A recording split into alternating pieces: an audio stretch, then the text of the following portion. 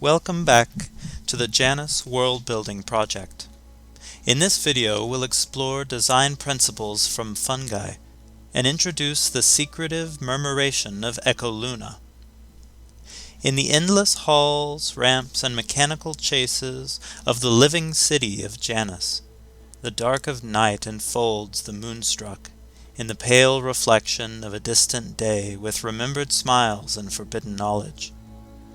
With a network reaching to unknown heights among the well-heeled, no knowledge is too closely held to escape the listening ear of a nearby member. However, they are not tied to crisp facts held for extortion, but rather swept up in the cyclical patterns of becoming.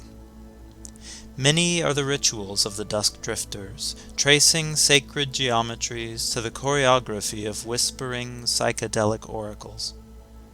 Maintaining the rise and ebb of members and meanings are the 8 phases, connected by a game of symbolic telephone as they guide with pale echoes through the defiant dark. Organizationally, their Byzantine order is endlessly layered and self-renewing, each operative establishing whatever title their peers will honor. They are the first to know and the last to tell, and can slip unseen with ease through the forgotten places of the world. Fungus surrounds us as a cryptic kingdom of critical organisms.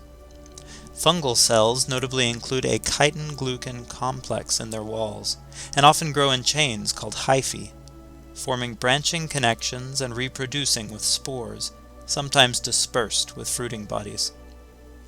Fungi include lichens, mycelium fruiting into mushrooms, puffballs, and brackets, some parasitic forms, and unicellular yeasts. Known from culinary and medical uses historically, and famous for hallucinogenic properties, deadly toxins, and antibacterial effects, many fungi are estimated to remain undiscovered due to their hidden nature, allowing for many of the early innovations in civilization through essential roles in forest resilience, bread-making, and brewing. What further transformative potential may be revealed if we conserve and research in sufficient measure? Hyphae spread out for high surface area or align strategically to tune properties anisotropically, allowing formal variety with consistent modular building blocks. Formal specificity of fruiting bodies eases iterative scaling through spore dispersal, a loop existing within the larger loop of organisms, dying to then be broken down by fungi, their nutrients returning to living cycles. In mycorrhizae, multiple fungi compete to improve overall network function. Mycelia expand through local decision-making at the tips, called Spitzenkörper, while staying connected and attuned to the overall system. In lichens, fungi farm algae and cyanobacteria with protective and irrigative hyphal systems. Fruiting bodies vary widely as quick-forming, temporary, and structurally efficient forms. Some fungi can even extend tree health at end of life through their release of nutrients in old trunk wood. These natural design principles might inspire quickly deployed shelters, or passive defenses with pressurized cores, triggered by force or dehydration. Cordyceps inspires methods of overriding larger systems strategically, while mycorrhizae inform a wider array of diverse, targeted markets interacting. Hyphae showcase functionally graded materials as lichens prefigure micro-farming surfaces. At a larger system level, circular economies and ecologically tolerable chemical breakdown of waste transform material production, and quick form finding and iteration across possible variations in diverse, multi-scalar niches reshape the possibilities of product design. Dynamically cycling network architectures and building resilience with diverse connected nodes, reducing specialization risk, teach valuable lessons in persistence. The clandestine members of Echoluna still inhabit urban centers necessarily playing a game of perceived public integration with private revelation of difference through hidden messages and deformable clothing, though they prefer relative isolation physically during the day, living more nocturnally.